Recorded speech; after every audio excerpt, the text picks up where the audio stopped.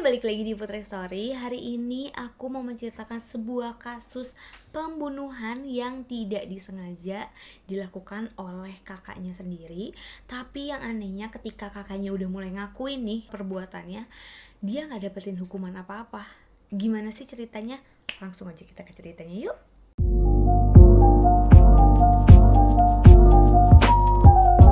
Martha Jean Lambert lahir pada 26 Maret 1973.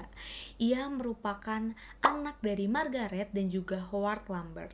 Dan ia merupakan anak ketiga dari 3 bersaudara, sedangkan ia punya 2 kakak laki-laki yang bernama David dan juga Raymond. Kedua orang tua dari Martha selalu bertengkar, dikarenakan memang ayahnya itu selalu mabuk-mabukan gitu. Dia jadi kayak alkoholik. Nah, sehingga mereka tuh selalu bertengkar. Dan juga kedua orang tua dari Martha itu harus bekerja, sehingga dia dan kakak laki-lakinya itu sejak kecil harus dititipkan di tempat pengasuhan. Nah, sempat juga nih, jadi kedua kakaknya itu kabur dari rumah dan tempat pengasuhan, tapi akhirnya setelah dicari mereka kembali lagi. Terlepas dari lingkungan keluarga yang rumit dan juga penampilan dari Martha sendiri tuh kayak gak pernah dirawat gitu, kayak lusuh kan, karena memang kedua orang tuanya kan harus kerja gitu, bapaknya juga mabuk-mabukan, dia tinggal di tempat pengasuhan. Jadi penampilan dari Martha dan kedua kakaknya itu sedikit lusuh, tapi tidak membuat Martha sendiri jadi minder atau kurang percaya diri dan menghalangi ia untuk memiliki banyak teman. Jadi si Martha sendiri tuh punya banyak teman gitu, dan dia juga punya kepercayaan diri yang cukup walaupun anaknya tuh kayak sedikit malu-malu. Pada 27 November 1985, Martha dan juga ibunya Margaret pergi ke pertemuan sosial yang di rumah tetangganya adakan. Nah, sekitar pukul 7:30 malam, Martha tuh minta izin ke ibunya untuk pulang dulu sebentar ke rumahnya dan 5 menit balik lagi kan ke acara tersebut. Nah, si Margaret ngizinin, akhirnya Martha pulanglah tuh ke rumahnya.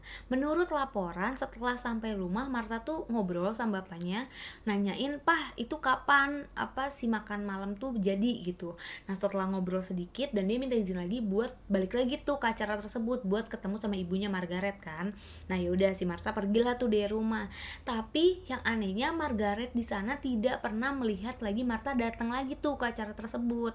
Ya udah, akhirnya dia kayak nunggu. Setelah acara beres, dia pulanglah tuh ke rumah. Sesampainya di rumah, ia melihat anak pertamanya David kayak lagi ketawa-ketawa nggak jelas gitu. Nah, di situ tuh kayak Margaret tuh kayak agak aneh gitu kan, kayak nih anak kenapa gitu ketawa-ketawa gitu. Nah, setelah saat itu sampai detik ini Margaret terus bertanya kenapa di malam tersebut David tertawa. Pada pukul 3 dini hari di tanggal 28 November itu si Martha tuh gak pulang-pulang. Nah, di situ Margaret udah mulai was-was kan. Akhirnya dia memutuskan untuk melaporkan kepada polisi terkait kehilangannya Martha. Nah, saat dilaporkan bahwa si Martha itu hilang, pada awalnya polisi mengatakan bahwa si Martha bukannya diculik tapi memang melarikan diri. Nah, dengar pernyataan polisi kayak gitu, si Margaret langsung menentang. Dia mengatakan bahwa ia yakin bahwa putrinya tidak memiliki pikiran untuk melarikan diri.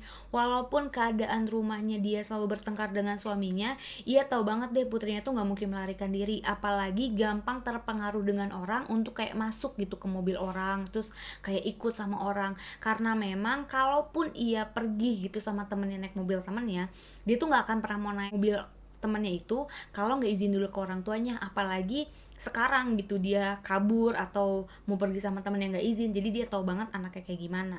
Nah, dengar pernyataan dari si Margaret kayak gitu, akhirnya polisi merubah pernyataannya bahwa memang si Martha itu bukan melarikan diri tetapi mungkin bisa saja diculik. Pada awal penyelidikan, polisi melakukan interogasi kepada keluarga internalnya dari Martha gitu, kayak bapaknya, ibunya, kakaknya. Nah, di situ polisi mulai nanya-nanya tuh, kalian pergi kemana di malam kejadian gitu, kalian ada di mana kayak gitu kan. Nah, posisinya itu yang tidak ada adalah kakak keduanya itu Raymond. Tapi si Margaret mengatakan Raymond pada saat kejadian itu bukannya nggak ada, melainkan ia berada di gereja. Setelah melakukan interogasi kepada internal keluarganya, polisi pun mulai memperlebar penyidikan dengan bertanya-tanya kepada lingkungan sekitar rumahnya si Martha. Dia kayak nanya gitu kan ke tetangga-tetangga. Dan ada beberapa tetangga yang mengatakan, iya saya lihat gitu terakhir si Martha ada di lingkungan ini. Dan mereka juga melihat ada mobil berwarna hijau yang berputar-putar di daerah rumah-rumah mereka yang sangat mencurigakan, tapi mereka nggak tahu itu tuh mobil siapa. Dari awal penyelidikan, Margaret selalu bersikuku bahwa memang si Martha ini diculik di di lingkungan rumahnya dia. Karena mungkin kenapa Margaret punya pikiran kayak gitu kan, waktu awalnya kan masih sama Margaret kan gitu, di perumahan situ-situ juga gitu, dan dia minta izin pulang, bener pulang ada gitu, pas balik lagi kok nggak ada. Jadi nggak mungkin dia tuh anak kalaupun diculik kayak jauh-jauh dari perumahan mereka kan. Nah itu sih menurut aku masih logis ya. Tapi kan polisi tuh karena dengar pernyataan-pernyataan seperti itu ya dia juga cari tahu kan. Tapi polisi tidak menemukan bukti-bukti yang cocok gitu bahwa memang si Martha tuh diculik. Polisi bukan hanya mencari di lingkungan rumahnya mereka, dia juga cari kayak di jalan-jalan, dia juga cari di hutan-hutan, hampir sekitar selusin kayak 12 orang nyari si Martha tuh ya nggak ada gitu, nggak ada ciri-ciri Martha diculik, nggak ada ciri-ciri Martha pergi kemana, itu tuh bener-bener nggak kelihatan Martha tuh ada di mana. Dari awal penyidikan sebenarnya polisi tuh udah mulai sedikit curiga sama kakak pertamanya Martha, yaitu David, yang pada saat itu berusia 14 tahun. Nah polisi tuh meyakini bahwa kayaknya David tahu deh apa yang terjadi sama adiknya. David waktu diinterogasi sama polisi mengatakan bahwa adiknya terakhir kali ia lihat masuk ke dalam kendaraan berwarna hitam dan pergi. Nah polisi kan menyelidiki tuh bener nggak tuh ada mobil warna hitam. Ternyata polisi tidak pernah menemukan ada mobil hitam di malam kejadian kehilangannya si Martha. Kemudian David juga memberikan pernyataan lagi kalau misalnya dia ngeliat adiknya itu terakhir ya pergi sama ibunya untuk acara sosial.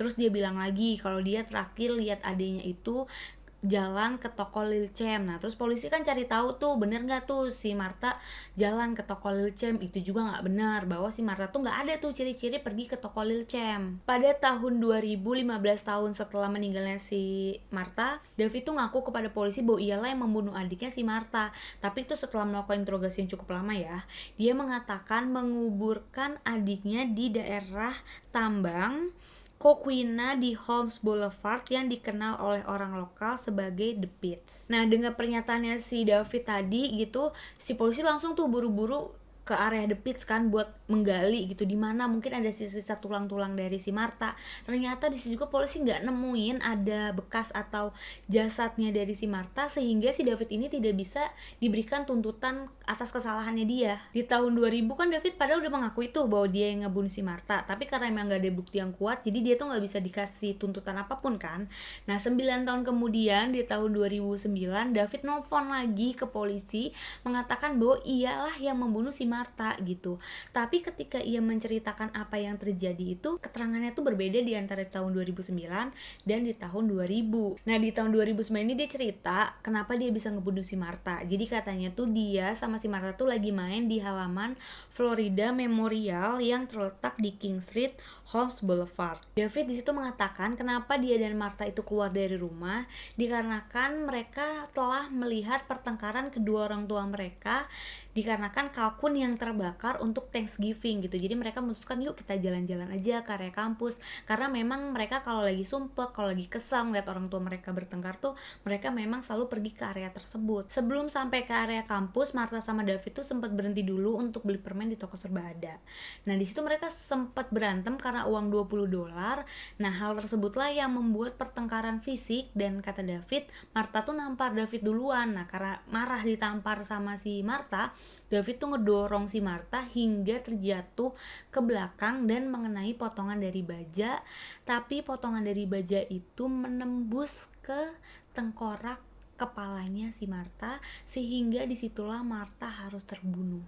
Me and Martha went to the old college. We got into a big argument and fight. Martha, and it was over money that she wouldn't give back to me. It was some change out of $20 bill. She held off, punched me. I then, not thinking, I pushed her. She fell backwards, and her head, when she fell backwards, her head impaled on something sharp that was sticking out of the ground. Karena panik melihat adiknya, terus David juga sempat minta tolong ke orang-orang tapi nggak ada yang mau nolongin dia. Akhirnya dia ambil rambu-rambu lalu lintas yang rusak dan dia mulai menggali lubang untuk adiknya sehingga adiknya dikubur di tempat tersebut. Menurut polisi, saat David menceritakan hal tersebut, ia diliputi oleh kesedihan dan juga emosional. Nah terus polisi nanya nih ke David, kamu kenapa sih waktu itu nggak bilang aja gitu ke orang tua kamu kalau kamu tuh ngedorong adik kamu gitu, kejadiannya diceritain aja. Dan David mengatakan kalau ia pada saat itu bercerita kepada kedua orang tuanya, bukan hanya si Martha yang mati, tapi ia juga akan dibunuh oleh kedua orang tuanya. Setelah pengakuan dari David, polisi mulai mencoba mencari tubuh dari Martha di Florida Memorial College, tapi polisi juga tidak menemukan jasad atau tulang belulang dari Martha.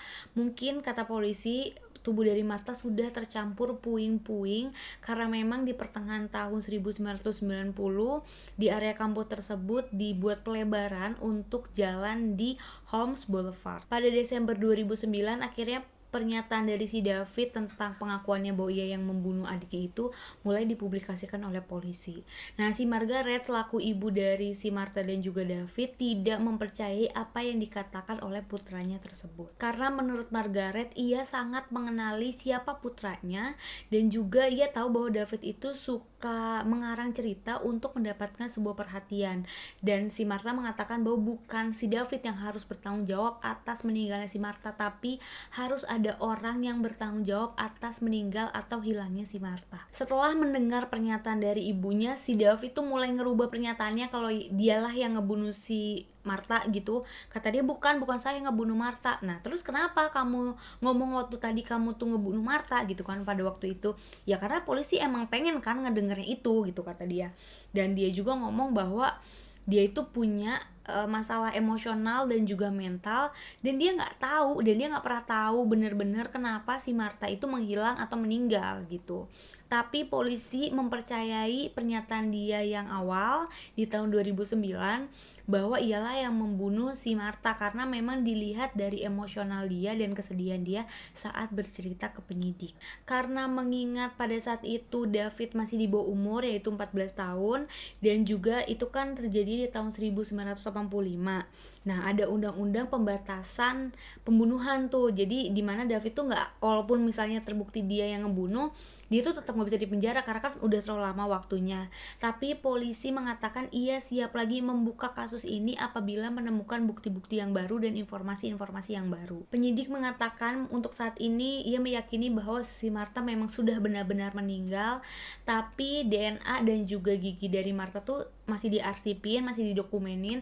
Ya itu tadi, sewaktu-waktu ada informasi baru untuk mendapatkan pelaku yang sebenarnya gitu, ya mereka akan siap membuka lagi kasus ini. Untuk kedua orang tua dari Martha sendiri, yaitu Margaret dan juga Howard, akhirnya mereka memutuskan untuk bercerai karena kehilangannya Martha itu membuat hubungan mereka tuh makin gak harmonis. Kan awalnya udah gak harmonis kan, tambah-tambah gak harmonis lagi.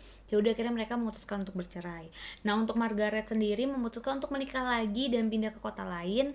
Nah, kata David, ia tuh masih suka bertukar kabar sama ibunya, tapi ibunya tuh gak pernah bilang dia tuh tinggal di Florida bagian mana. Jadi dia cuma tahu kabar tapi gak tahu tempatnya.